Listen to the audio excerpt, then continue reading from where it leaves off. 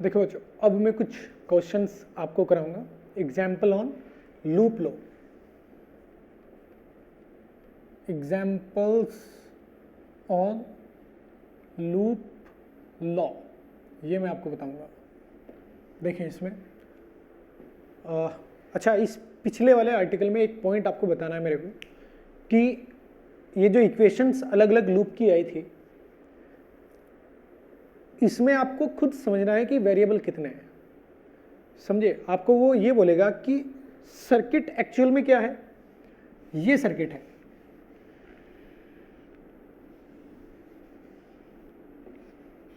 वो आपको ऐसे देगा कि सर्किट ये है,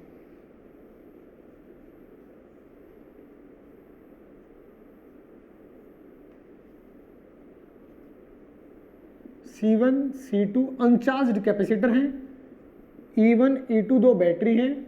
जैसे ही सर्किट में लगाया जाएगा तो कैपेसिटर पे चार्ज बताओ फाइनल कितना आएगा। यानी आपके पास कितने अननोन है? दो। एक तो इस पे चार्ज बताना है और इस पे चार्ज बताना है। कैपेसिटेंस आपको दिए जाएंगे, E1 E2 आपके पास है, इस पे कितना है, इस पे कितना है। दो अननोन है, तो इक्वेशन आपके पास दो आनी चाहिए। क्या आनी चाहिए? दो इक्वेशन आपके पास आनी चाहिए। अब आप लूप फर्स्ट लिख लेंगे, लूप सेकंड लिख लेंगे, एक लूप ये थर्ड लिख लेंगे, तीन इक्वेशन बना लेंगे। समझे? और अब तीन इक्वेशन बना के ऐसा हो सकता है कि आप दो इक्वेशन को सॉल्व करते जाएं और आंसर ना आए। आपको ये समझना पड़ेगा कि कौन सी इक्वेशन से मेरा आंसर आएगा। जैसे यहां सिर्फ दो अननोन है, तो आप इनमें से कोई सी भी दो इक्वेशन लेके सॉल्व कर दोगे। लेकिन यदि मैं आपको यहां एक कैपेसिटर और लगा के दे देता हूं C3, इक्वेशन अभी भी तीनों आएंगी, तीन ही आएंगे अभी इक्वेशन, एक इस लूप के करस्पॉन्डिंग, एक इस लूप के करस्पॉन्डिंग और एक इस लूप के करस्पॉन्डिंग। तीन लूप अभी भी हैं, तीन लूप के करस्पॉन्डिंग इक्वेशन आएंगी। क्लियर? अलग हो जाएंगी इक्वेशन, C3 भी इन्वॉल्व हो जाएगा इक्वेशंस में। अब आप ये पाएंगे कि रेंडमली कोई सी भी तीन इक्वेशन है आपके पास, तीन अननोन हो जाएंगे, Q1 Q2 Q3। अब इन तीन इक्वेशन को लेकर अगर आप सोल्व करते हो क्वेश्चन को, तो क्वेश्चन सोल्व नहीं होगा। समझे? वो सोल्व क्यों नहीं होगा? वो इसलिए नहीं होगा, ये जो लूप थर्ड की इक्वेशन है, लूप फर्स्ट और सेकंड को जोड़ने से आ जाएगी। आप इन दोनों को जोड़ के देखो, इस इक्वेशन को इस इक्वेशन के साथ जोड़ के देखो, ये 2 है। इसमें नहीं बोल रहा हूं मैं, जब यहां C3 नहीं था, ये बात हमेशा वैलिड है कि यदि इसमें आप फिगर में ये फर्स्ट लूप, ये सेकंड लूप और लूप थर्ड, इन दोनों का कॉम्बिनेशन है, तो लूप थर्ड की जो इक्वेशन आएगी वो फर्स्ट और सेकंड को जोड़ने से आएगी। तो आप इन दोनों इक्वेशन को जोड़ोगे तो आपको ये मिल जाएगा। देखो जोड़ के देखते हैं, Q2/C2 कट जाएगा, E2 इधर आ जाएगा, बिल्कुल ये इक्वेशन आएगी। समझे? तो आप ये ना माने कि ये तीन इंडिपेंडेंट इक्वेशन है, ये तीनों इंडिपेंडेंट इक्वेशन है। तीन इक्वेशन नहीं है आपके पास, दो इक्वेशन है आपके पास। इक्वेशन तीन नहीं है आपके पास, दो इक्वेशन है आपके पास। क्लियर? तो अननोन यदि इस सर्किट में तीन हो जाते हैं, जैसे अगर मैं यहां कैपेसिटर लगा देता हूं, इक्वेशन फिर भी आपके पास कितनी आएंगी? तीन आएंगी। 1 2 3, लूप 1 लूप 2 लूप थर्ड, तीन इक्वेशन आएंगी। तो आप तीन अननोन हो जाएंगे, तीन इक्वेशन हो जाएंगी, आप सोल्व करने लग जाओगे उसको, आंसर नहीं आएगा आपका। समझे? तो कैसे आएगा आंसर? ऐसे आंसर आएगा कि फिर आप इन तीन इक्वेशन में से तो कोई भी दो इक्वेशन लोगे, क्योंकि ये इक्वेशन इंडिपेंडेंट इक्वेशन नहीं है, इन दोनों को जोड़ने से ये इक्वेशन आ रही है। तो इन तीनों में से तो कोई भी दो इक्वेशन लोगे आप।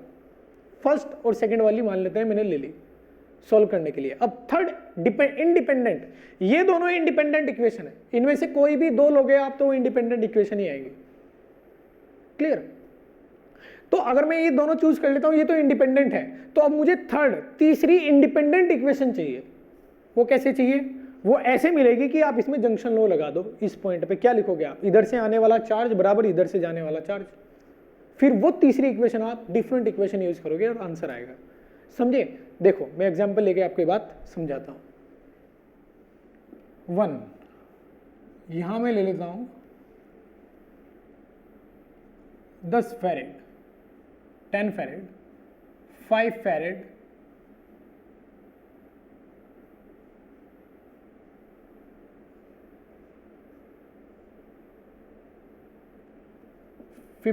वोल्ट, 20 वोल्ट,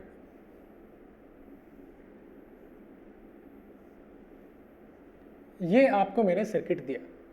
अब आपको बोल रहा हूं बताइए कि हर एक कैपेसिटर पे चार्ज कितना है, हर कैपेसिटर के अक्रॉस पोटेंशियल डिफरेंस कितना है। ये 10, ये 5 और ये 20 फैरेड, हर एक कैपेसिटेंस आपके सामने है। इसको कैसे सोल्व करना स्टार्ट करूंगा? सबसे पहले मैं चार्ज का फ्लो दर्शाऊंगा। चार्ज फ्लो किस पैटर्न में करेगा ये मैं यहां दर्शाऊंगा।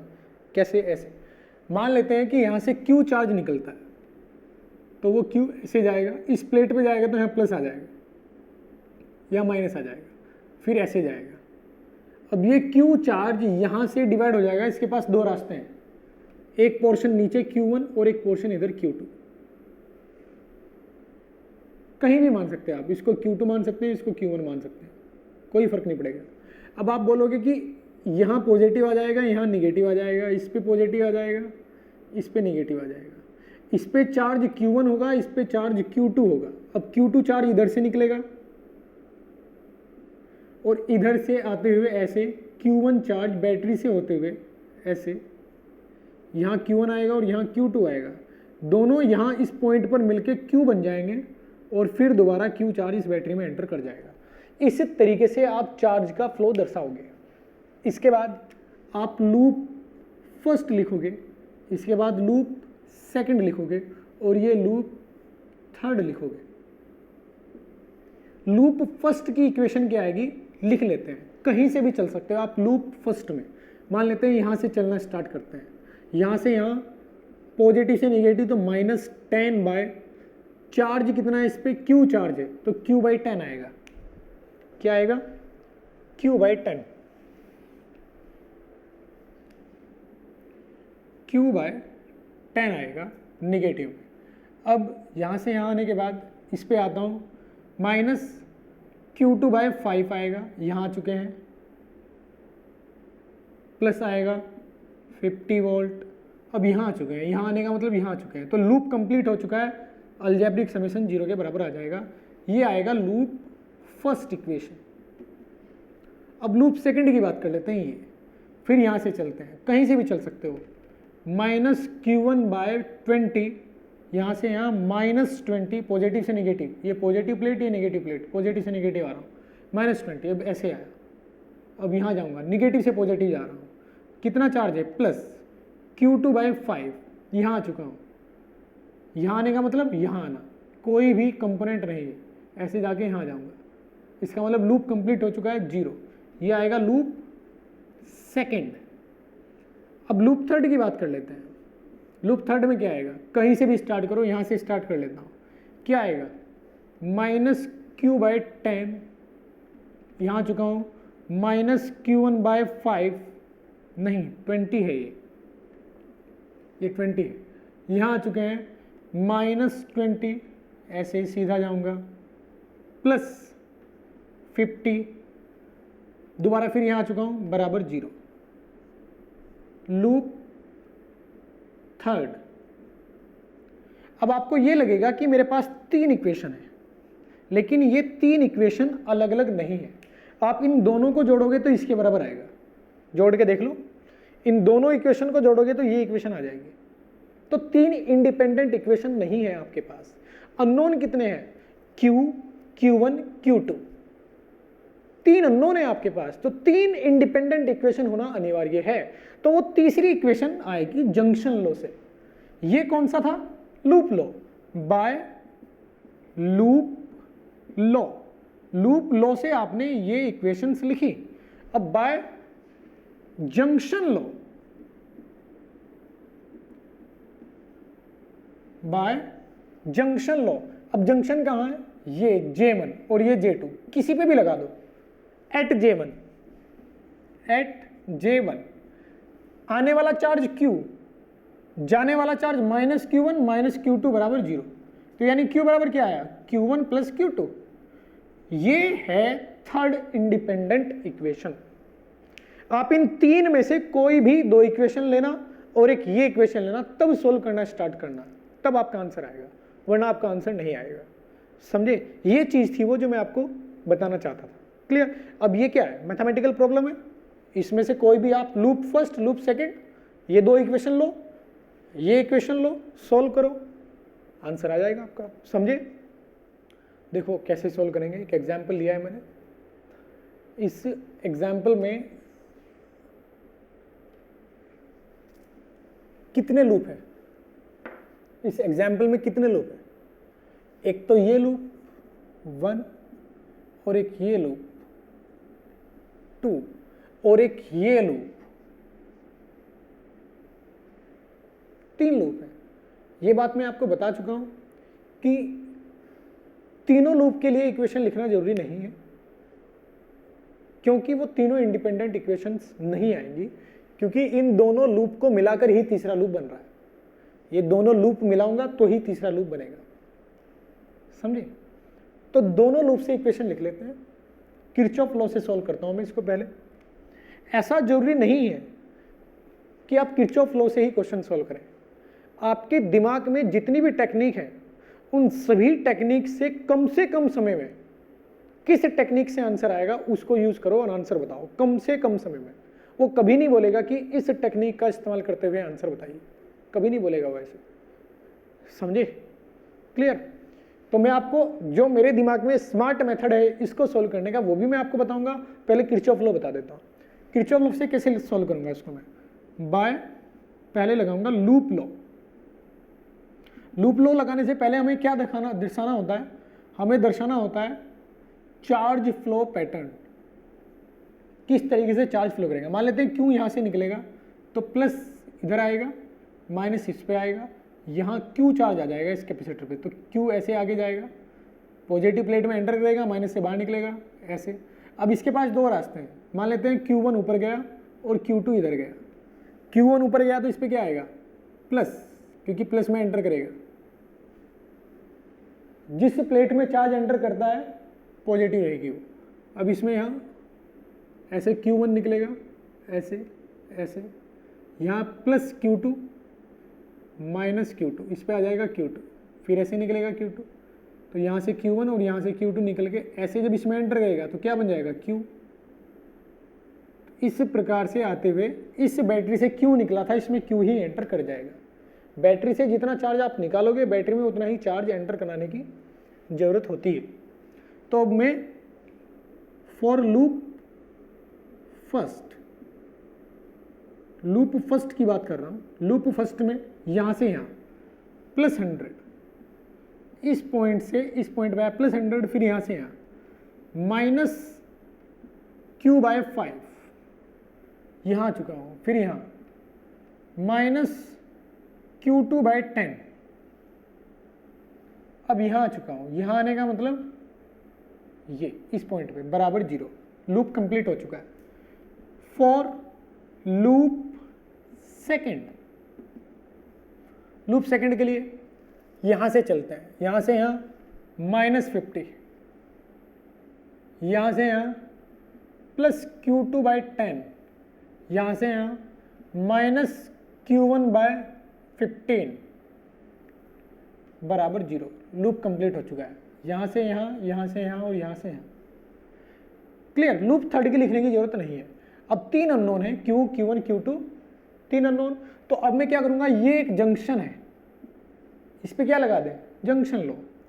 बाय जंक्शन लॉ, जंक्शन लो एट J क्या आएगा? Q बराबर Q1 प्लस Q2 आएगा। अब ये 3 इक्वेशन है, 1, 2, 3, इन तीनों को सॉल्व करोगे आपको आंसर मिल जाएगा। क्लियर? ये तो था किरचॉफ लॉ को इस्तेमाल करते हुए इस क्वेश्चन को कैसे सॉल्व किया मैंने। अब इसके बाद जो मैंने बोला था कि मेरे दिमाग में क्या टेक्निक चल रही है उससे इसको कैसे सॉल्व किया जाए। देखो ये क्वेश्चन क्या दिया गया था, ये क्वेश्चन ये था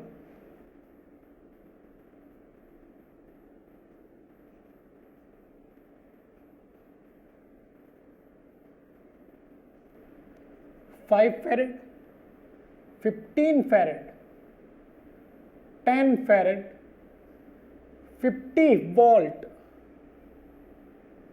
100 वोल्ट, ये मुझे अरेंजमेंट दिया गया था। स्विच बंद करने के बाद हर एक कैपेसिटर पे चार्ज बताओ। तो एक तो ये होता है किरचॉफ लॉ, एक होता है पॉइंट पोटेंशियल टेक्निक, मतलब किसी पॉइंट के पोटेंशियल को आप एज्यूम यदि कर ले तो आप दिए गए सर्किट में किस किस पॉइंट का पोटेंशियल कैलकुलेट कर सकते हो, इसी को बोलते हैं पॉइंट पोटेंशियल टेक्निक। पहले भी मैंने बताया था वो आपको, किसी एक पॉइंट का पोटेंशियल यदि है तो मैं सारे पॉइंट का पोटेंशियल लिख सकता था, बताया था मैंने आपको ग्रुपिंग ऑफ कैपेसिटर्स में। अगर किसी पॉइंट का पोटेंशियल VA है तो अब उस ब्रांच के सभी पोटेंशियल को मैं प्रिडिक्ट कर सकता था, वही है पॉइंट पोटेंशियल टेक्निक। अब मैं मान लेता हूं कि इसका पोटेंशियल 0 है, मान लेते हैं एक पॉइंट का पोटेंशियल 0 है, तो अगर इसका 0 है तो इसका क्या हो जाएगा 100, क्योंकि ये माइनस से प्लस आएगा, 0 + 100। अब इसका 100 तो इसका 100, और इसका 100 तो यहाँ 100, और ये 0 तो स्विच क्लोज करने के बाद ये 0 तो यानी ये पॉइंट 0, ये 0 तो यहाँ कितना आएगा 50। तो इस पॉइंट का पोटेंशियल मेरे पास है 0, इस पॉइंट का पोटेंशियल मेरे पास है 50, इस पॉइंट का पोटेंशियल मेरे पास है 100। क्लियर? यदि मैं इसको 0 मान लेता हूं, अब इसका पोटेंशियल थोड़ी देर के लिए मैं x कंसीडर कर लेता हूं अपने दिमाग में, x वोल्टेज का पोटेंशियल। तो अब मैं क्या लिखूंगा कि मान लेते हैं यदि यहां से चार्ज Q1, यहां से चार्ज Q2 और यहां से चार्ज Q3 है, सुनते जाओ मेरी बात, इस पॉइंट का पोटेंशियल x है, यहां से चार्ज Q1 निकला, ऐसे Q2 निकला और ऐसे Q3 निकला, तो इसमें एंटर करने वाला चार्ज क्या है 0, तो Q1 + Q2 + Q3 बाहर निकलने वाला चार्ज है वो भी 0 आएगा, क्योंकि इस जंक्शन पे एंटर करने वाला चार्ज 0 है, तो उससे बाहर निकलने वाला टोटल चार्ज भी क्या आना चाहिए 0। इसका मतलब कोई सा एक निगेटिव होगा इनमें से, ऐसा हुआ होगा, कोई दिक्कत नहीं है, मतलब कोई सा एक, मैंने तीनों बाहर निकलते हुए दर्शाए हैं, तो एक निगेटिव होने का मतलब क्या है, कोई भी एक निगेटिव होने का मतलब क्या है कि वो एंटर कर रहा होगा इसमें, तो मुझे उससे कोई मतलब नहीं हो, जो भी निगेटिव होगा वो आ जाएगा। Q1 Q2 Q3 में जो भी निगेटिव होगा वो सोल्विंग के बाद सामने आ जाएगा। क्लियर? अब देखें, पॉइंट जिसका पोटेंशियल x है, इससे ऊपर निकलने वाला चार्ज Q1 है, यानी इस चार्ज, ये जो कैपेसिटर है, इस कैपेसिटर का कैपेसिटेंस 15 है और पोटेंशियल डिफरेंस कितना है 50 और x, और चार्ज x से ऊपर जा रहा है, चार्ज x पोटेंशियल से ऊपर जा रहा है, इसका मतलब x 50 से बड़ा है। हमेशा हाइयर पोटेंशियल से चार्ज लोअर पोटेंशियल की ओर जाता है। क्या बोला मैंने? हमेशा चार्ज हाई पोटेंशियल से लो पोटेंशियल की ओर जाता है, हमेशा, हमेशा याद रखना। तो अगर मैंने ये बोल दिया कि Q1 ऊपर जा रहा है तो x बड़ा है 50 से, तो मैं लिखूंगा पोटेंशियल डिफरेंस कितना हुआ इसके अक्रॉस x - 50। Q बराबर क्या होता है C × V, तो Q1 कितना आएगा C × V, ये आएगा Q1 प्लस Q2, Q2 कितना आएगा, इसके across potential difference x - 0, x - 0 V × C, C कितना है 10, तो CV, क्योंकि Q बराबर क्या होता है CV। तो इस पर जो चार्ज आएगा वो कैसे लिखूंगा मैं, वही तो होगा Q1, इस पर चार्ज का मतलब Q1। अब इसके अक्रॉस पोटेंशियल डिफरेंस कितना है x - 50 × C, x - 0 × C, x - 100 × C बराबर 0। इस एक इक्वेशन से डायरेक्ट आपको x मिल जाएगा। आपको ये 3 इक्वेशन सॉल्व करने की जरूरत नहीं है, ये एक इक्वेशन लिखी मैंने। सबसे पहले किसी एक पॉइंट का पोटेंशियल 0 मान लिया मैंने। अब हर एक कैपेसिटर के अक्रॉस, हर एक कैपेसिटर के अक्रॉस कैसे पोटेंशियल प्रिडिक्ट कर दिया, कैसे, ऐसे 0 यहाँ है तो यहाँ 100 हो जाएगा, तो यहाँ 100 यानी यहाँ 100, ये 0 है तो यहाँ 0, तो यहाँ 0, अब ये 0 है तो ये हो जाएगा 50। अब मैं यदि इस पॉइंट का पोटेंशियल x मान लेता हूं तो हर एक कैपेसिटर के अक्रॉस पोटेंशियल डिफरेंस मेरे सामने है, इसके अक्रॉस कितना है x माइनस 50, इसके अक्रॉस कितना है x माइनस 0, इसके अक्रॉस कितना है x माइनस 100। मैं मान लेता हूं कि x पॉइंट से हर डायरेक्शन में चार्ज निकल गया, x सबसे बड़ा है मान लेते हैं, तभी तो उससे हर जगह चार्ज निकलेगा, x से ही सबसे बड़ा है तो x से ही चार्ज निकलेगा। तो total charge q1 plus q2 plus q3 है, तो q1 क्या आएगा cv, इसके across potential difference x minus 50 into C, x minus 0 into C, x minus 100 into C. एक इक्वेशन से डायरेक्ट आंसर आएगा। कैसे देखो, ये 5 इसको 5 से डिवाइड कर देता हूँ, यहाँ 3x माइनस 150 प्लस यहाँ 2x प्लस यहाँ x माइनस 100 बराबर 0, ये आएगा 3x यानी 6x और ये आएगा 250। इन दोनों को अगर मैं जोड़ूंगा तो इधर 250 आएगा, तो x बराबर आएगा 250/6। x की वैल्यू डायरेक्ट आपके पास आ चुकी है। अब आप q1 बता सकते हो। 250/6 300, 5, 50, इसमें पुट करोगे तो q1 आ जाएगा। q1 कितना आएगा, x की वैल्यू यहाँ पुट कर देता हूँ, 15 इंटू 250/6, 6 पंजे 30, 300 यानी माइनस 50/6, ये आ जाएगा इसकी वैल्यू, x माइनस 50 की वैल्यू। जब x की वैल्यू ये पुट कर दूंगा तो ये आ गया। अब यहाँ से 3, 2, 3 पंजे 15, 3 दूनी 6, 2 से 25, 125 माइनस 125। Q1 कितना है, माइनस 125 का मतलब Q1 नीचे आ रहा है, ऊपर नहीं जा रहा है, नीचे आ रहा है। निगेटिव आने का मतलब ये है। अब आप Q2 निकालो। Q2 निकालने के लिए यहाँ पुट करोगे, यहाँ पुट करोगे, यही तो है Q2। x कितना है, 250/6 इंटू 10, तो ये कितना आएगा, ये आएगा 25 पंजे 125, 50/3 इतने गुना Q2 ये आ जाएगा। और इसी प्रकार से आप Q3 बता सकते हो। तो ये ज़्यादा अच्छा तरीका है। इसमें आपको एक ही इक्वेशन सॉल्व करनी है और डायरेक्ट आंसर आता जा रहा है, मतलब सॉल्विंग आसान है इस तरीके से। ये भी आसान तरीका है, ऐसा नहीं है कि ये टिपिकल है, लेकिन इसमें थोड़ा आपको 3 इक्वेशन सॉल्व करनी पड़ रही है, इसमें एक ही इक्वेशन से काम बन जा रहा है। तो इस तरीके से आप क्वेश्चन सॉल्व कर सकते हैं। देखो नेक्स्ट एग्जाम्पल, जैसे कि मैंने आपको अभी बताया था कि जरूरी नहीं है कि आपको मैंने किरचॉफ लॉ बता दिया तो आप हर एक क्वेश्चन किरचॉफ लॉ से ही सॉल्व करेंगे। समझे, आपके दिमाग में जो बेस्ट टेक्निक है, जो कम से कम समय में क्वेश्चन का आंसर दे पाए, उस तरीके को आप यूज करोगे। और सबसे पहले उन बेस्ट टेक्निक्स में जो आता है वो पॉइंट पोटेंशियल टेक्निक आता है, किरचॉफ लॉ बाद में आता है। तो मैं आपको सजेस्ट करूंगा कि हर एक क्वेश्चन जो आपके सामने रखा जाए, सबसे पहले उसमें पॉइंट पोटेंशियल टेक्निक लगाने की कोशिश करो। अगर पॉइंट पोटेंशियल टेक्निक उसमें नहीं लग पाती है तो किरचॉफ लॉ का इस्तेमाल करो। समझे क्या बोला मैंने, क्लियर? तो आप इसको देखेंगे, इसमें अगर आप पॉइंट किरचॉफ लॉ लगाओगे तो कितनी इक्वेशन बनेगी इसमें, 1, 2, 3, 4, 5, 6, बहुत सारे लूप हैं इसमें। समझे, इसमें बहुत सारी इक्वेशन बन सकती है और आप कंफ्यूज हो सकते हो। सबसे पहले आप इसमें क्या देखो, पॉइंट पोटेंशियल टेक्निक लगाने की कोशिश करो। पॉइंट पोटेंशियल टेक्निक क्या बोलती है कि आप किसी भी एक पॉइंट का पोटेंशियल मान लें और फिर सर्किट के हर एक कंपोनेंट के अक्रॉस पोटेंशियल प्रिडिक्ट करने की कोशिश करो।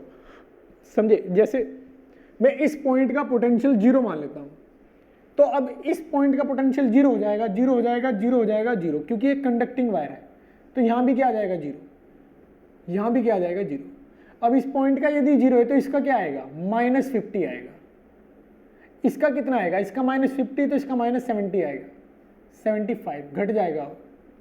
अब इसका -75, तो इसमें प्लस ऐड करेंगे तो ये आएगा -25,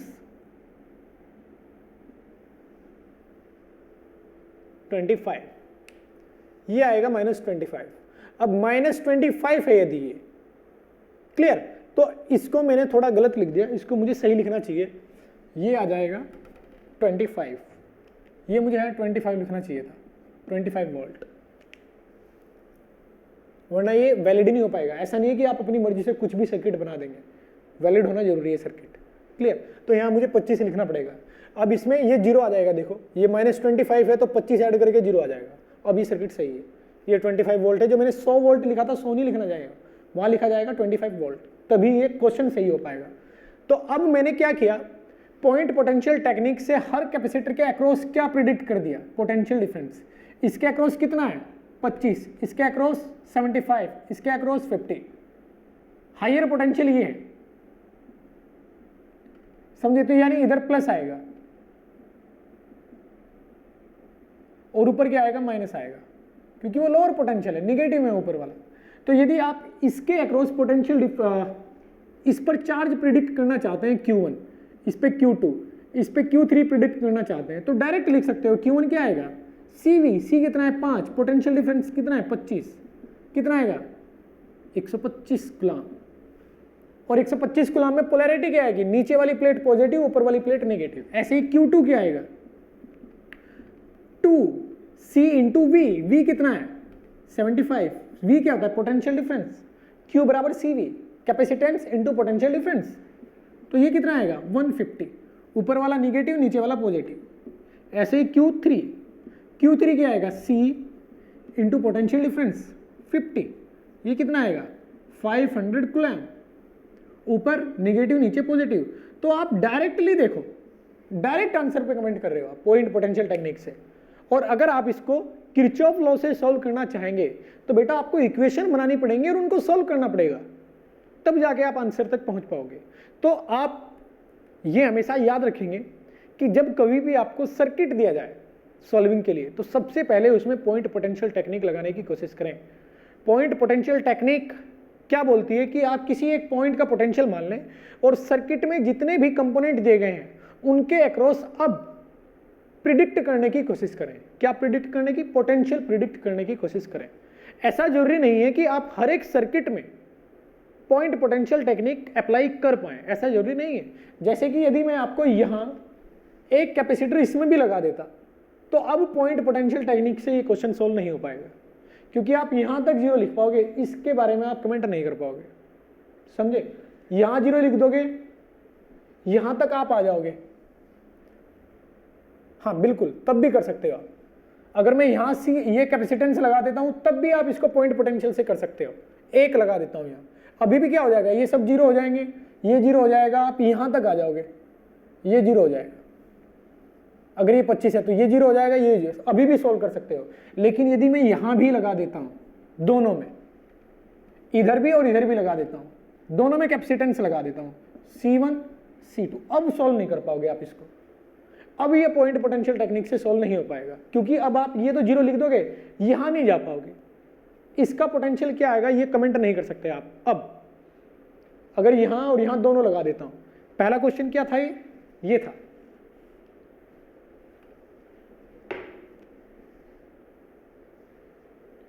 तो अभी भी लगा सकते हो। अगर मैं इसको हटा दूं, यहां कैपेसिटर लगा दूं, अभी भी सोल्व कर सकते हो आप, क्योंकि हर एक पॉइंट पे जा सकते हो, प्रिडिक्ट कर सकते हो पोटेंशियल।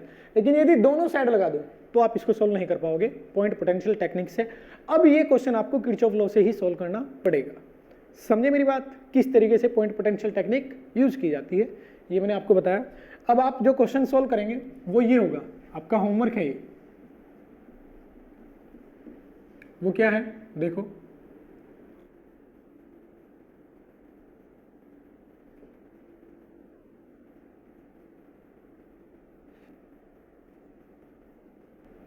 $50 वोल्ट की बैटरी मैंने आपको दी, क्लियर? ये 5 फैरेड, ये 10 फैरेड,